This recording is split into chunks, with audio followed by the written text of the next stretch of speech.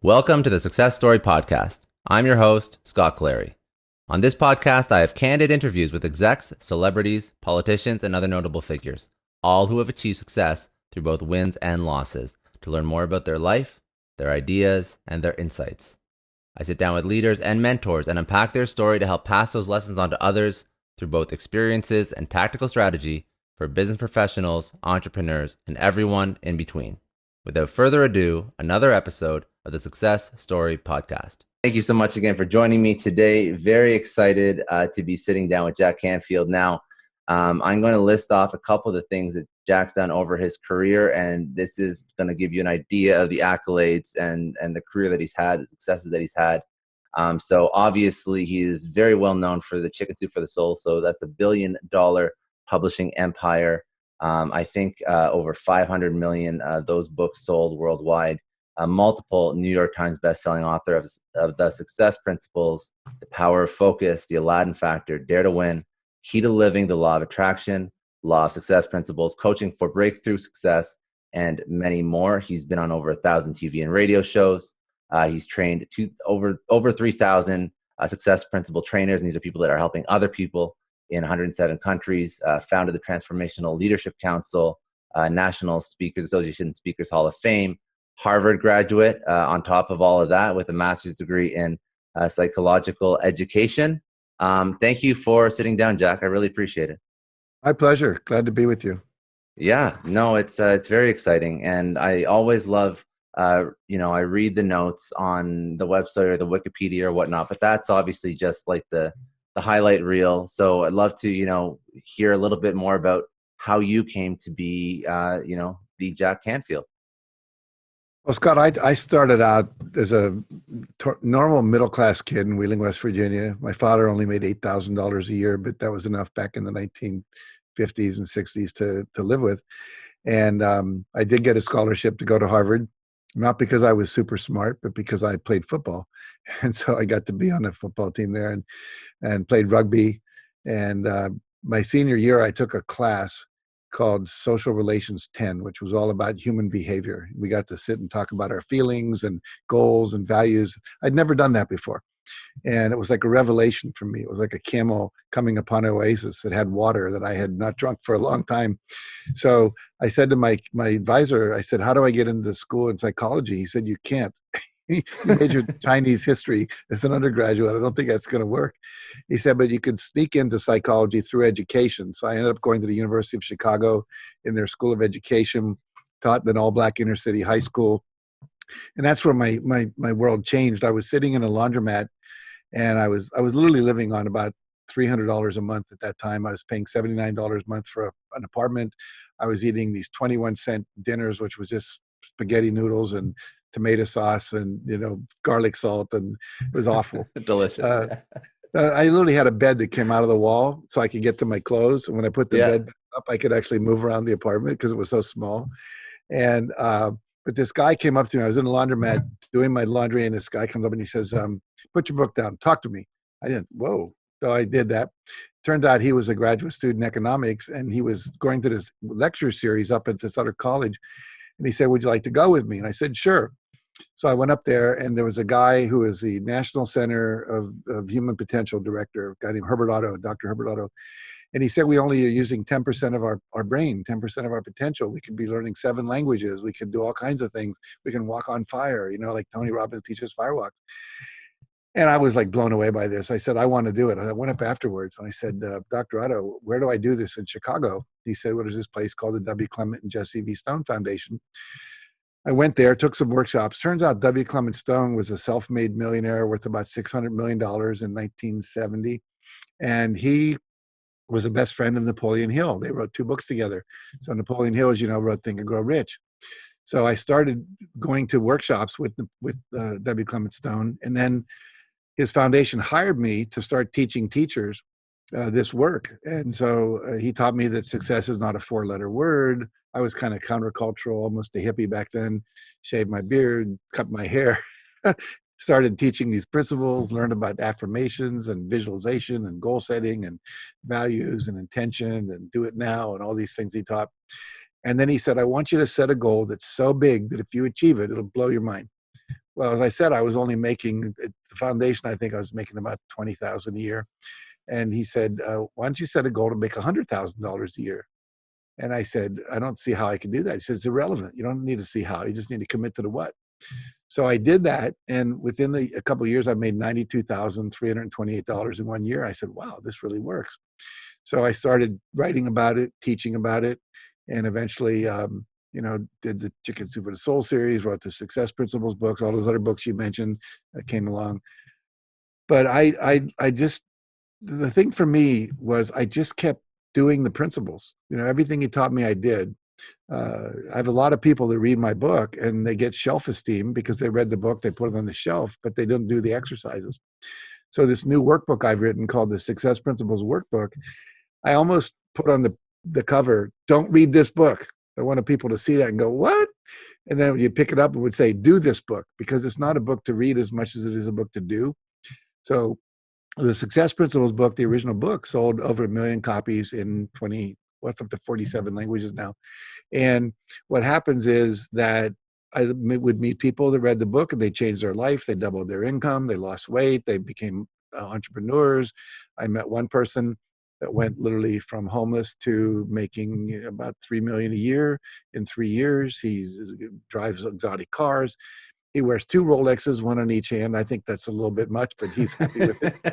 whatever floats your boat, but yeah. Yeah. But generally, most people weren't. And I noticed anyone who went through our coaching program, took a live seminar with us, their life transformed. They were doing really, really well.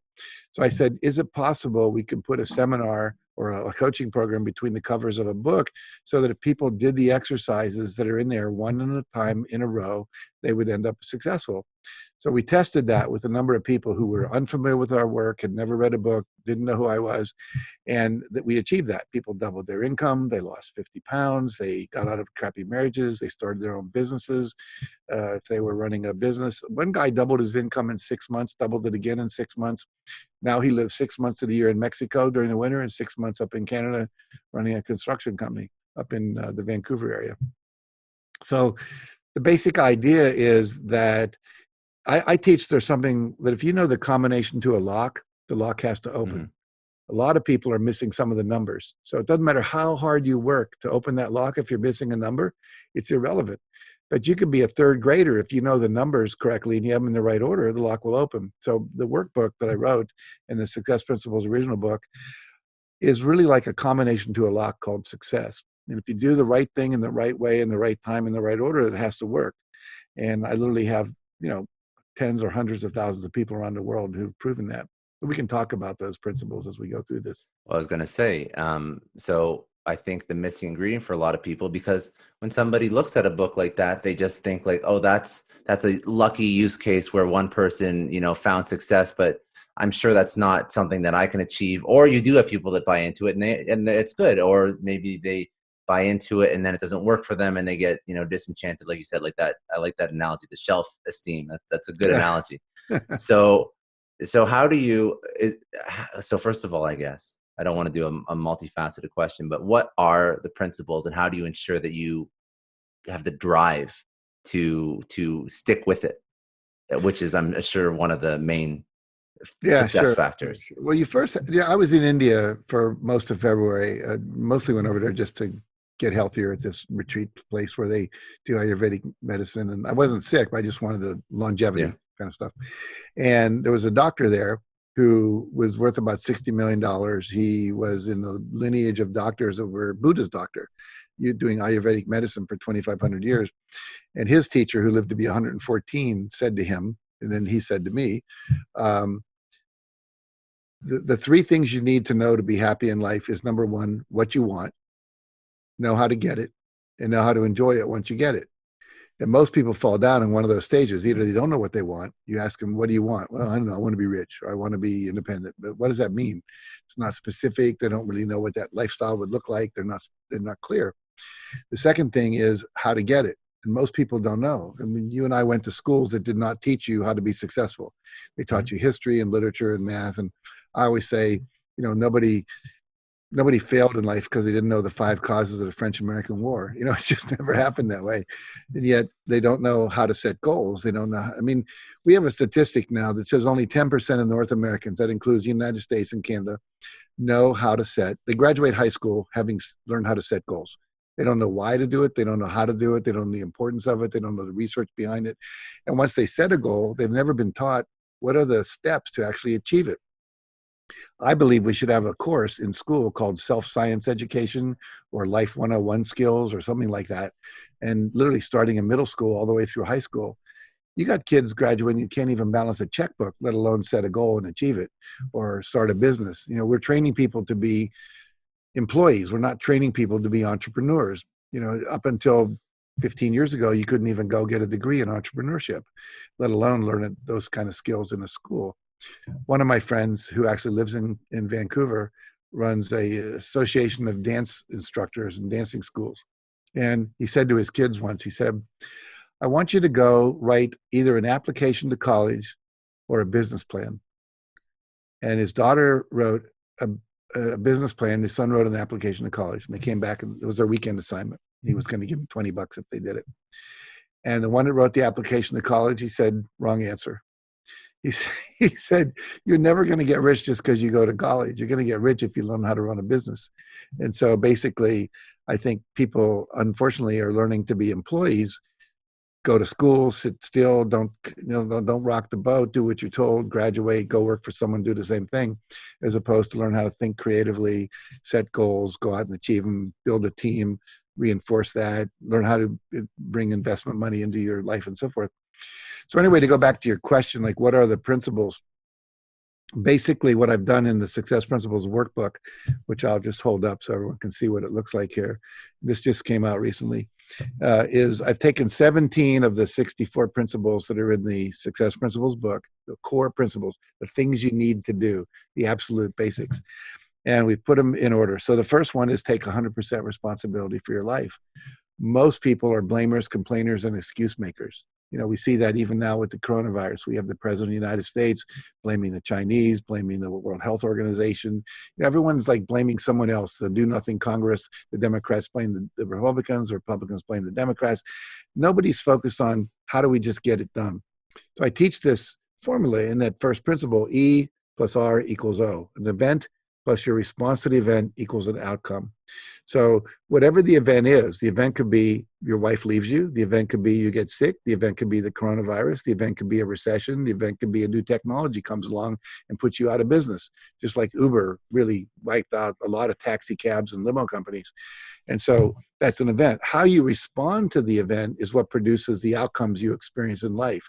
In other words, your health, your happiness, the quality of your relationships, those are all outcomes of how you've responded to an event. We know that there are people during the last recession who got really wealthy. There are other people during that same recession who didn't.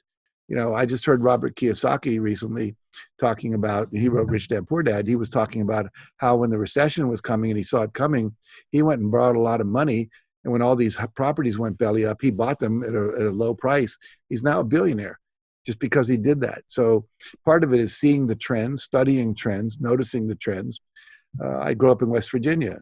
You hear all these coal miners saying, oh, everything sucks. No one's using coal anymore and blah, blah, blah, blah. Well, they saw that coming for 20 years. Nobody wanted to change because it was uncomfortable. And so basically change requires people to be uncomfortable and do something new, do something different. When the coronavirus pandemic started, the business owners who pivoted and did something uncomfortable, did something different, they're surviving. The people that just went, oh, this is not right, this is not fair. You know, I saw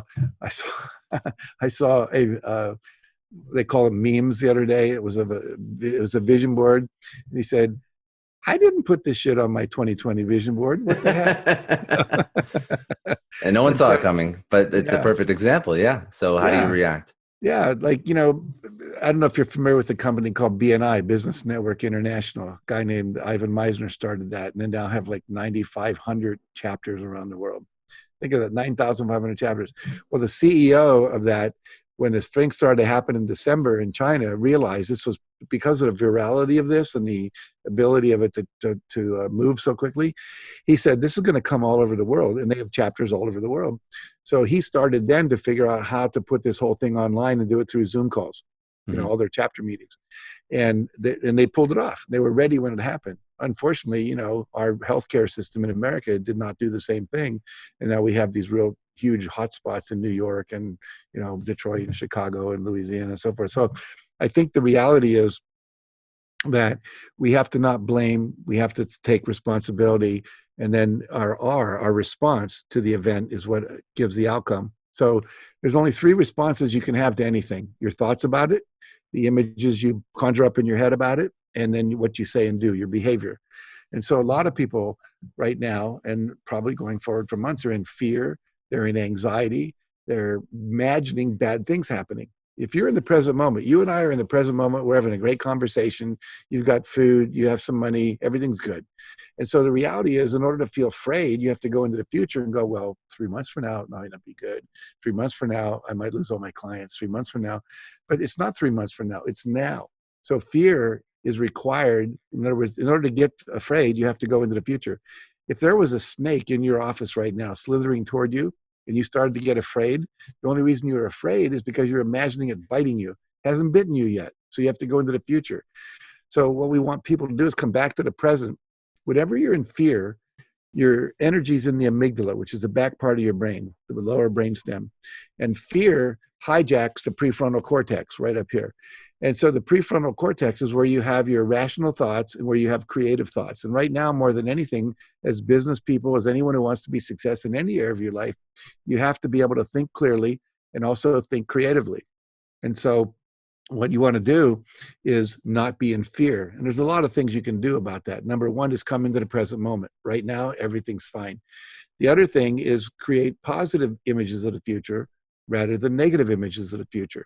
Zig Ziglar, who was a great motivational speaker, said once, fear is negative goal setting. Worrying is negative goal setting. You're imagining something in the future you don't want. Just as easy to stop the movie and replace it with an image of what you want. And so you see a lot of people that are doing that, people that are starting to say, okay, for months I've wanted to take my business online. I wasn't doing it. Well, now I kind of have to. For months, I wanted to, lower my staff and do more outsourcing. Well, now I have to. And so basically, I think that we just have to take 100% responsibility and realize it's not the coronavirus, it's not the pandemic, it's not our government, it's not the economy that's ruining our lives, it's our response.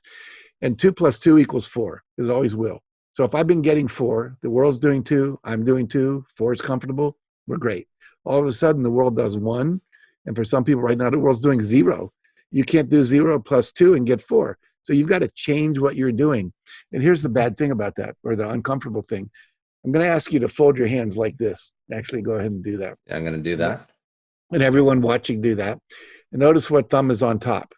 So your left thumb is on top, correct? My left thumb, yeah. Yeah, so mine too. Now, what I want you to do, and everyone watching this, unclasp your hands and move all the fingers up a notch so the other thumb's on top. Don't just move your thumbs. Now, how does that feel? Feels awkward. It feels, I don't like it. Feels awkward. I don't like it. Yeah. What does your body want to do?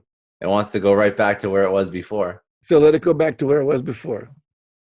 Right. And that's where most people are right now. They're where they were before. And where you were before isn't working anymore. Yeah. You got to do something different. So whenever we fold our hands a new way, it's going to feel uncomfortable.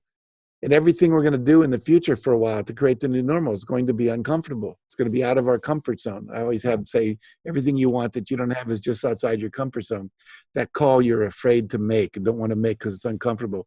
That request that you want to make. The putting yourself out in a certain way for fear of how people will judge you. All those things are uncomfortable. Asking for investors, asking for people to buy a product from you when everyone's like holding on to their money right now. I have friends in my business, which is speaking and training, who are actually making more money right now than they were before, year over year last year, but 40% up. Why? Because they instantly pivoted, put together packages for people, reduced the price, gave them payment plans, and said, you're sequestered at home right now. You can't do the normal things you're doing. You don't have that hour commute both ways at the end of the day. You have 2 extra hours. What could you do with that? You can educate yourself. Now, if you don't want to spend money to do it, you can go to YouTube, you can go to TED Talks, you can go to master class. There's all kind of things on the internet that are available to do. But the point is, it's not the event, it's your response. So that's the first principle, is you got to pivot. And the second thing is, be clear why you're here. What is your purpose? Most people do not know what their purpose is. They don't know what their why is. Why are they here? I believe everyone is born with an inborn purpose, something they're meant to do. Sometimes you see it really clearly. I have a nephew, he's about 3, and he already has a total baseball catcher's uniform, the mask, the little chest guard, the catcher's glove. Knows That's what he the one wants to wanted. do. He didn't want a first base mitt. He didn't want an outfielder's mitt, And literally, at the age of 3, you can throw him the ball. He catches it. You throw him the ball. He hits it. He wants to go to the baseball. He started to cry when he heard there might not be a baseball season this year. He's 3 years old. So he That's was very born with this passion for baseball. Someone else was born for a passion to play music. Someone else was born for a passion to cook. I mean, I have a chef that comes when I do events to my house, and I hire her to come cook. She loves to cook. She used to cook with her mother when she was 7 years old. My wife could care less about cooking. It's just not the thing that makes her. But paint, she loves to paint. So everyone has that thing inside them they're meant to do.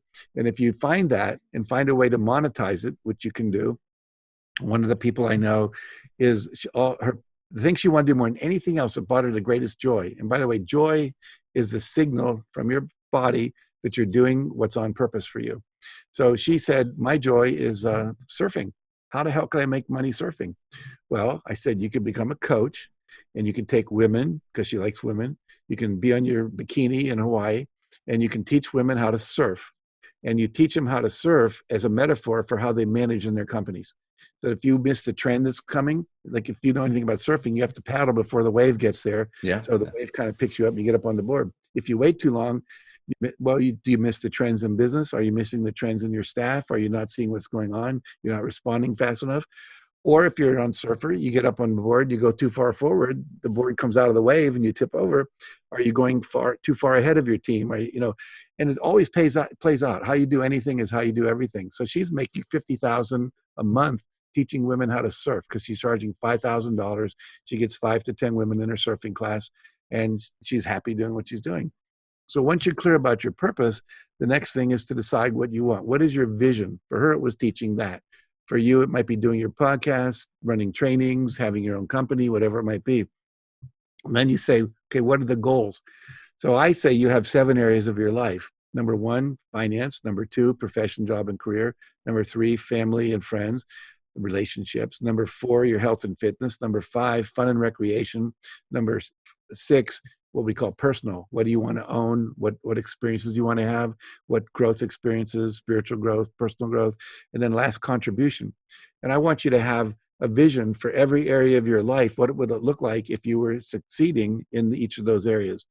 And then we turn that into goals. The goal is how much by when. So it's one thing to say, I want to live in a nice house on the ocean.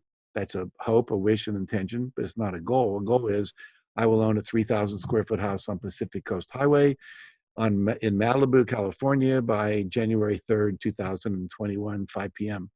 So the subconscious mind won't kick in to figure out how to do that until you set a deadline, until you make it specific. And once you've got that, then you have to believe it's possible. So that's another thing. What are the limiting beliefs that are keeping you from getting there? One of the people I was working with recently never finished anything.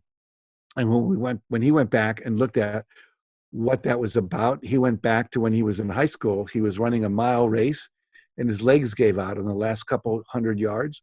And he literally told himself, I can't finish things. And here he is in his 40s trying to finish a book. And every time he'd sit down and get close to doing it, he would just screw it up. He would distract himself. He wouldn't do it. He'd create problems in his life, etc. Once he went back and realized where that belief came from and changed the belief to, I can finish anything I start, he finished his book. It went on to become a best-selling book, so on and so forth. So, and here's the thing about beliefs. Beliefs are just a choice. You can choose to believe anything you want. The belief is simply a thought you think over and over and over. Unfortunately, when we grow up, we take these beliefs on as if they're true. It's not okay to be angry. It's not okay to cry for men. It's not okay to ask for what you want. Don't be a nuisance. Whatever we got programmed to do, but we can totally change that belief through repetition, through affirmations. and doing the thing that confronts the belief and finding out the bad thing didn't happen. I had a friend who had a belief he could never be stupid. He ended up going to MIT, graduated third in his class. He was so afraid of looking stupid. So he had a therapist who sent him to a 7-Eleven and said, you have to go into the 7-Eleven and say, where's the nearest 7-Eleven? Yeah. And then he sent him to a Chinese restaurant. And after he sat down, he said, I'd like a pizza. And they go, well, this is a Chinese restaurant. We don't serve pizza. And he went, nothing bad happened. They didn't throw me out. Nobody hit me. My dad didn't come out of the ethers and slap me across the face, And so those are the 3 ways. Like Tony Robbins teaches, if you can't, you must. If you're afraid to do something, just go do it. And when you do it, that's why the fire walk is so powerful. I remember doing the fire walk with Tony and walking across the fire and got to the other end and said, oh my God, I didn't think I could do that. What else have I been telling myself I can't do? And for about 3 weeks, I was on fire. I'm calling everybody, doing everything, just like it released so much energy in me and didn't even know I had it. Whether you're skydiving, bungee cord jumping, mountain climbing, mountain rappelling, whatever the thing is, those things really help you confront your fears. And then, as we said before, how you do anything is how you do everything. So it's very valuable. I'll speed this up a little bit, but affirmations and visualization, most people don't do that. They think it's woo-woo new age stuff. Napoleon Hill taught that. Every Olympic athlete I've ever met uses affirmations and visualization. Bruce Jenner, who became a woman, but before that, when he was in the decathlon, he had 10 pictures that he would put up on the ceiling of his hotel room with push pins of him achieving whatever level he needed to achieve in every event. And I heard that, and then I actually met his mother. I asked him if it was true. He said, yeah, everywhere he went, he put those pictures up, and then he would close his eyes and he would see himself throwing the javelin that far, doing the steeplechase, having the time for that, the 100-yard dash, whatever it was. And so it's critical that we train our subconscious mind in order to be able to, what's the word I want to say? See the resources that are out there. Like right now, you're not aware of what you're feeling in your right foot, but as soon as I say right foot, you can feel it, right? Of course. So, yes. Yeah. So what was happening is all those nerve impulses from your right foot were coming up your spine into your lower brainstem where your reticular activating system lives, and it was being filtered out as unimportant. Now, 3 things control what your filter lets in. One is something like someone saying your right foot. So if someone brings your attention to something. Another is your beliefs. If you don't believe it's possible to own a Mercedes, half the time in the world, you won't even see a Mercedes go by when it's right in front of you because it doesn't match your belief system. You definitely can't see yourself in one. Anyone in the world can go into a Mercedes dealership and test drive a Mercedes. But some people go, I could never see myself doing that because they literally can't see themselves doing that. So when you start to visualize things, you open up perceptions that will allow you to see things in your environment that were always there as resources. You also open up the flow of creative ideas from your subconscious mind. And so you start waking up at 3 a.m, or you're in the shower, or you're driving to work, what I call hands busy, mind free time, and you start having creative ideas. And so you have to plant the seed in your subconscious mind that could then grow into an idea that your conscious mind can perceive and then act on. And that's one of the key principles is action. There's 2 kinds of actions. Obvious actions. You want to be a doctor? Got to go to medical school. Got to study physiology, anatomy, chemistry, biochemistry, biology, etc. Now, there's what we call inspired actions. When you start visualizing and affirming your goals, you're going to have these inspirations to do something. Like go to that Starbucks instead of that Starbucks. Call my brother. I haven't talked. Why should I call my brother? I don't know. I'm just feeling like I should call my brother. And what happens is when you do that, magical things happen.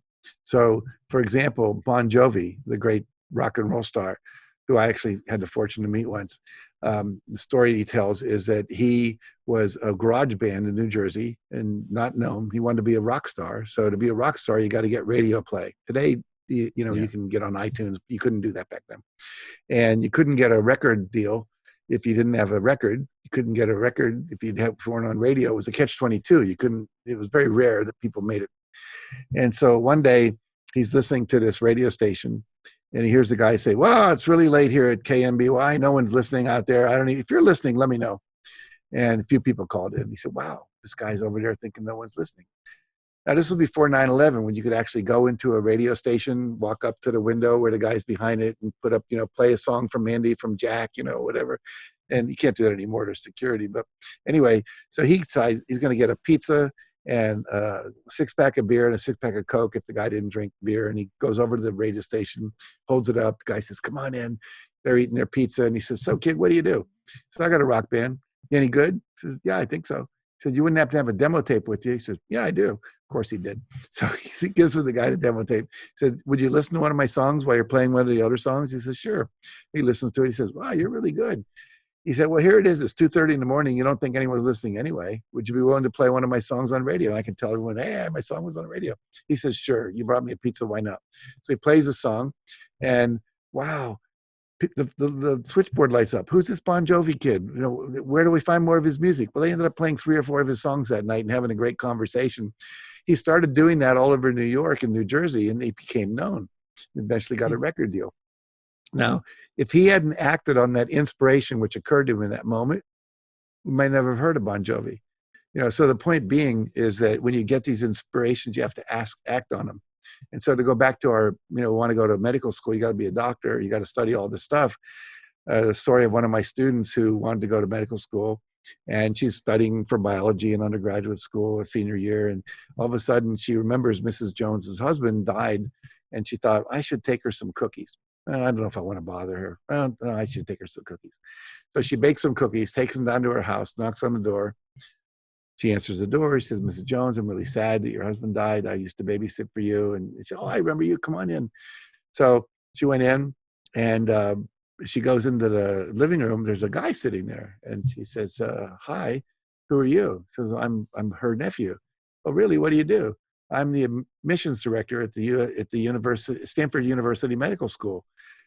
She said, well, I'm thinking of becoming a doctor. Well, they created a relationship, and because of that, she got into Stanford Medical School. Now, if she hadn't acted on that inspiration, that intuitive hit to make those cookies, she wouldn't have succeeded. So a lot of people, they don't trust their intuition. They don't access their intuition. So just to finish this model real quickly, once you start taking actions, you have to respond to feedback.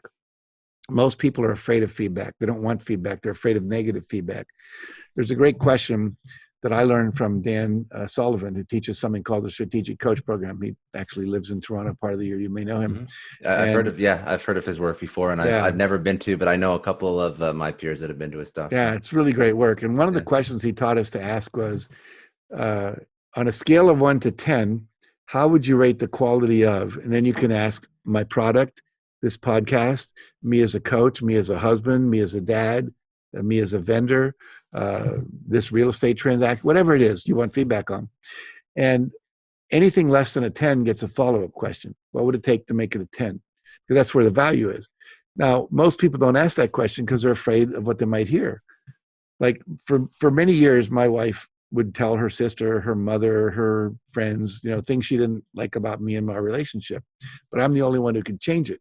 So when I learned that question from Dan, I came home and I said, let's start doing this ritual. Every Sunday night, we'll ask each other on a scale of 1 to 10, how would you rate the quality of our relationship this week? And I would usually get an 8 or a 9, which is great. One week I got a 4. I said, 4, what would it take to make it a 10? And she said, number 1, don't interrupt me in the middle of a joke because you think you can tell the punchline better, which I still think I can, but I realized it's not a good marital practice. Number 2, she said, when our grandson's visiting, he's 7 now, he says, I don't care if it's the NBA playoffs, you put him to bed. I get him up in the morning, your job's to put him to bed. I don't have to interrupt you in the middle of a basketball game and remind you. And then she said some other things, but then she said one that really hit me. She said, do you know what foreplay is? I said, yeah. She said, you might want to revisit that idea. I said, really? She tells it like it is. She tells it like it is. She did. Now, for weeks, her mother probably knew she wasn't happy, her girlfriends, but I'm the only one who can do something. So most people don't want to hear that kind of feedback. It's hard, but it's the only way you can get better. Ken Blanchard, who wrote The 1 Minute Manager, said, feedback is the breakfast of champions. So I encourage people to ask for feedback. Think about this. The reason Chicken Soup for the Soul did so well, and it did well, we've sold 500 million books, as you mentioned in the introduction, was every book we would send out the last 120 to 140 stories that we were considering, putting in after reviewing hundreds of stories. And we would say to a group of 40 people, old, young, teenagers, Republican, conservative, don't care, Yeah. Catholic, Jewish, Anything. anything at all, suburban, urban, rural, whatever. Grade this story on a scale of 1 to 10. 10, you love it. It gives you goosebumps, makes you cry. You want to tell someone the story. Anything less than that, whatever you think it is. Anything less than a 9, rated by 40 people across the board from all different categories, we wouldn't publish. So that's why the stories had such universal appeal. They appealed to everybody, no matter how old they were, where they were, what their beliefs were, whatever. And that feedback, and some stories I wrote never made it into a book. And I could have put them in there because of my ego, but they didn't score. It might have scored an 8.4 or something like that. And I said, hey, this is about meeting the needs of the reader, not meeting my ego needs. And that's why the book did so well. The first Chicken Soup for the Soul book was rewritten 6 times. I literally, the last time I took it off to a retreat area, stayed there 3 days. I read every story out loud. Just listen to how did it sound. If it didn't come trippingly off the tongue, as one of my actor friends says, I wouldn't put it. I would edit it till it did, and that's why the book did. So I think that book sold 100 million copies around the world. No, that's very good. Listen, like that's a master class in mindset and motivation wrapped up into more or less 50 minutes. You're one of the easiest interviews I've ever had, so I appreciate it. I didn't have to think of a single question. But no, in all seriousness, like I understand like the immense value you bring in the book, and obviously like this is something that you like are so evangelical about, and I think for good reason. And I really do believe that more people should have you didn't go through all the principles No, there are a because few left I didn't do. that's what the book's for. But I think that even the ones you mentioned, these are just things that I personally align with completely. And I've heard them from various sources, and I've also heard them like from yourself. And these are not things that are so obscure or so out there. I think these are just like really good things to internalize and to bring into your life, Right. regardless of like, again, like regardless of what you do, what you're trying to accomplish. Like they're so agnostic of situation, right? And that's what I Right. really appreciated about it. But I think that like for somebody who is in a tough spot and they are only seeing the future, as you said, Sure. what is like the first step? Because you can go through all the principles, but all at once is definitely overwhelming for someone who's in a tough spot. Totally agree. And I reckon what we recommend in the book, because I did have a co-author that helped me write the first book, just do some of the writing for me as well, is that we recommend you start with one chapter at a time. I recommend 1 week at a time. So it's 17 weeks, but it's about 4 months, basically. Some people do it faster because they just do. And literally at the end of 4 months, you can be a totally different person in a totally different place. And so it's important that you integrate the principles. So we recommend 1 week at a time, and there are exercises you do right in the book. There are some exercises where we ask you to like maybe appreciate 3 people a day for a week. Notice what happens when you start appreciating people. There's journal writing exercises in there. There's places to write down your key learnings. There's some questions that we take you through a sequence of questions. And when you answer those questions the way they're structured, it creates an aha experience. You start to realize, I mean, one of the things there's an exercise called a difficult and troubling experience. So you would say, what's something in your life that's difficult or troubling you? Well, it might be my relationship with my sister. And then how are you keeping it in place? Well, I'm not confronting her about how much money she's spending that I'm helping support her after she came out of rehab. Then you can say, what's the payoff for keeping it like it is? Well, I don't have to confront my wife and have an argument with her about it. I don't have to confront my sister, blah, blah, blah. What's it costing you? Well, it's costing me $10,000 a month. What would you rather have? I'd like this. What would you do? What would you have to do that? Well, I'd have to do this. When will you do it by? So you're forcing the action. You're forcing the next you're step. forcing the awareness to come up, because most people don't realize everything we do in life that doesn't work has a payoff. For example, when you were sick as a kid, think of the payoffs. You didn't have to go to school. Mm-hmm. In my house, they brought the one TV set into the bedroom. Yeah, got to same drink thing. ginger ale. We know that ginger actually is good to drink, but ginger ale was way cool, right? Sometimes, you got the attention from your parents you never got otherwise. I had a student once, the only time his dad ever paid attention to him in college was when he got in trouble. He'd drive up from Connecticut to Massachusetts, and he'd like try to bail him out, and that was how he got his dad's attention. Well, there's other ways to do that are less destructive. Of course, yeah. Of course, yeah. But that's really good. And then how this is structured is really to keep people like sort of taking that next step, right? Is that really? It literally is step after step after each step builds on the one before it, and they really should be done in order. And I recommend that you get an accountability partner. One of the things we teach is mastermind groups and accountability partners, which is in the book. And one of the problems people have keeping themselves motivated to do something that is requiring like to fold your hands the uncomfortable way, because there are some things that require you to change, but the changes are for the good. So if you and I were accountability partners, we would go through the course together perhaps, or if you want to just not do that, you just be my accountability partner.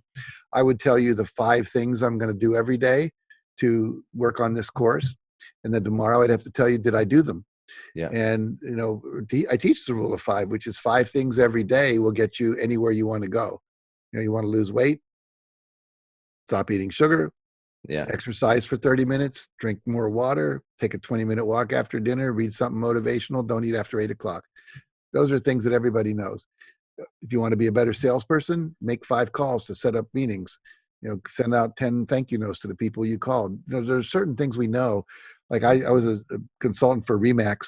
They have this 5-10-15-5 rule, and everyone that does it, like they have 5 in-person meetings to sell a property or list a property, make 10 phone calls to set up future meetings, send out 15 thank you notes, literally handwritten, or send out cards. You can use those to the people. You're guaranteed a 6-figure income. It's just guaranteed. Research proves it.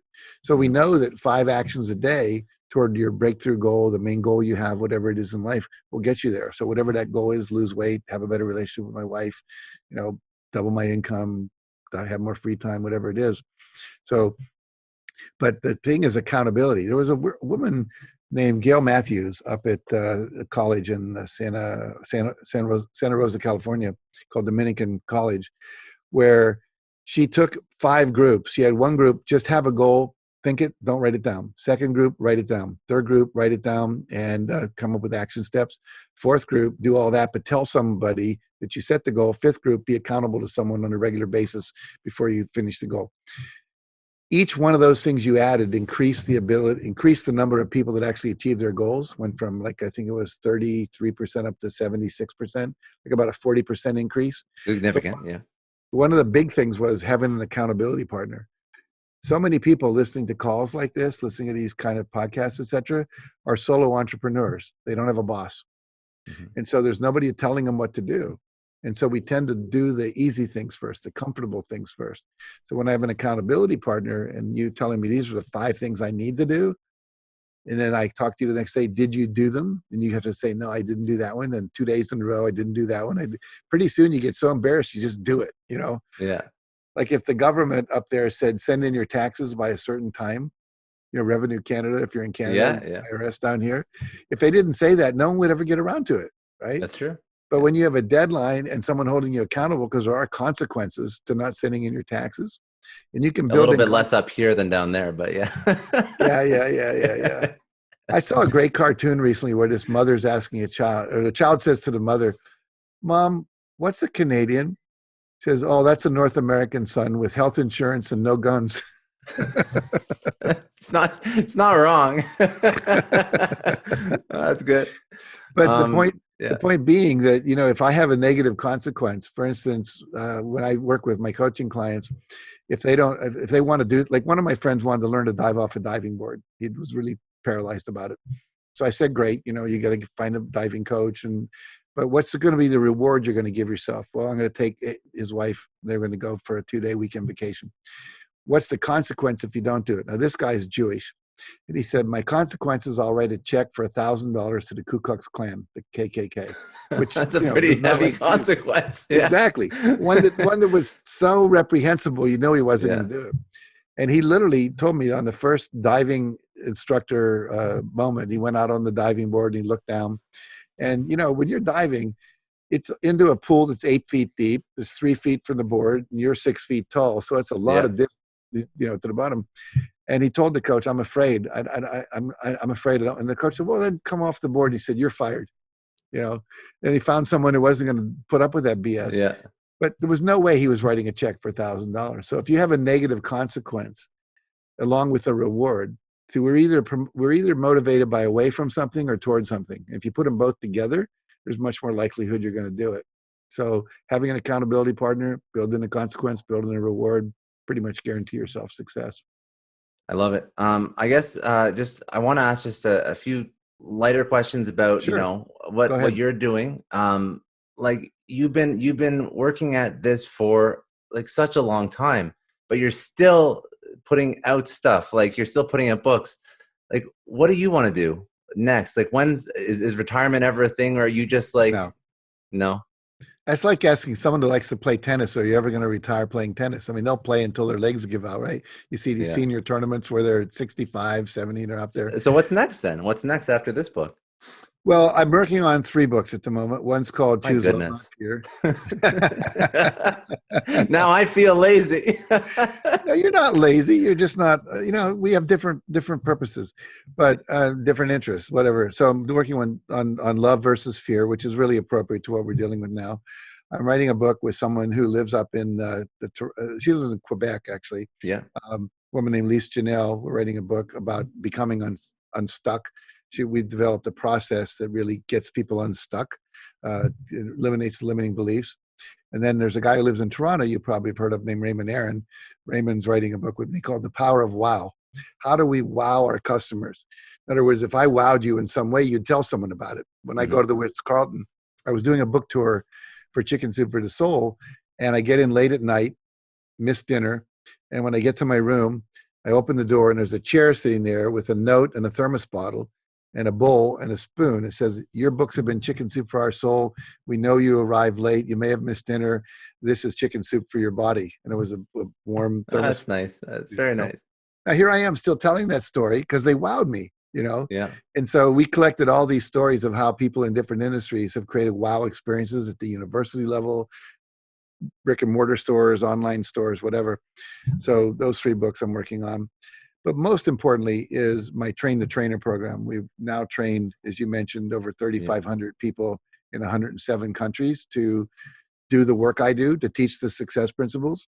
We've had people in Nepal right after the earthquake going around to small villages, teaching people that they could rebuild, people in Africa and Yemen and places where there's really horrendous things going on, teaching this, as well as in the universities and, people doing it in corporate world, et cetera.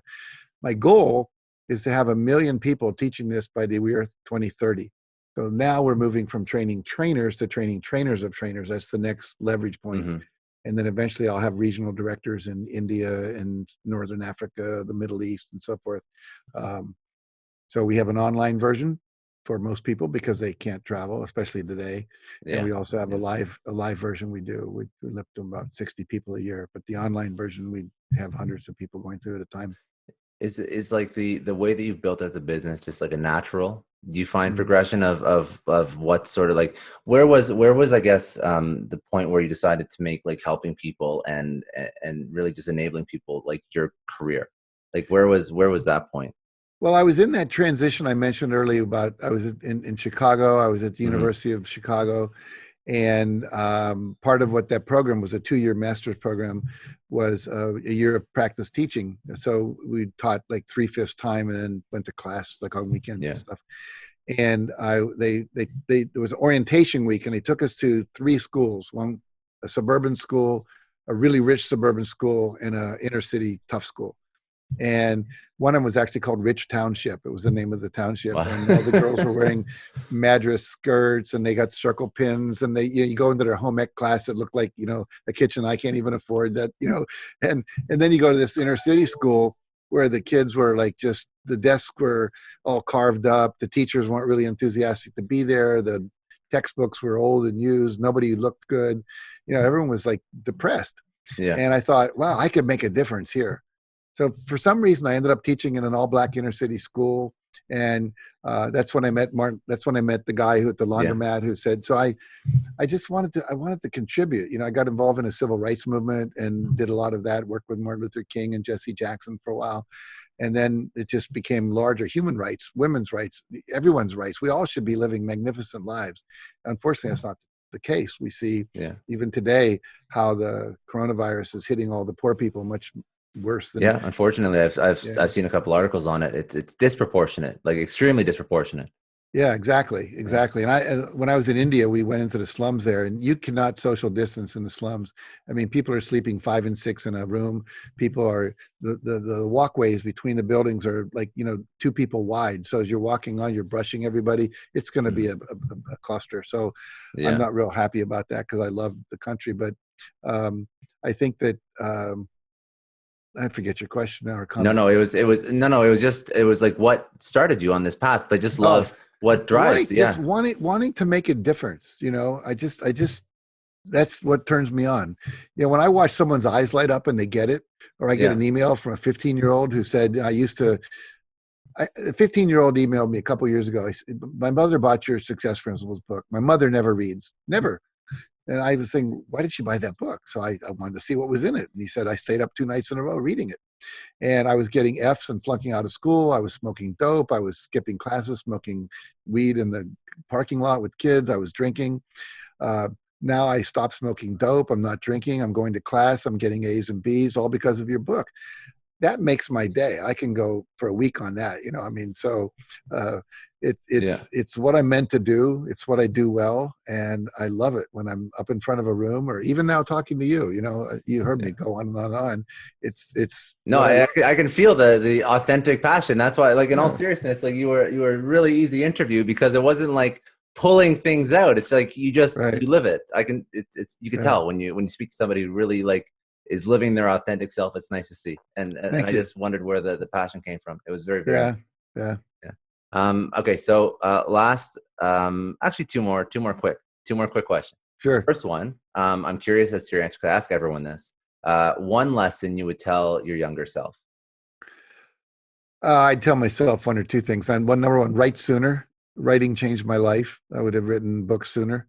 I think I had low self-esteem and didn't believe that I was capable of doing that. Who was I to write a book? What did I have to say? But I did. And I would say, don't be afraid to ask people. I grew up being told not to ask, don't bother people, don't ask, don't be a nuisance. And as a result of that, I didn't have a lot of dates because I was afraid to ask a girl. I would definitely do that. I learned after I finished high school, I went off to college. I had a crush on this girl so bad, and she was beautiful, and she was a cheerleader at another school.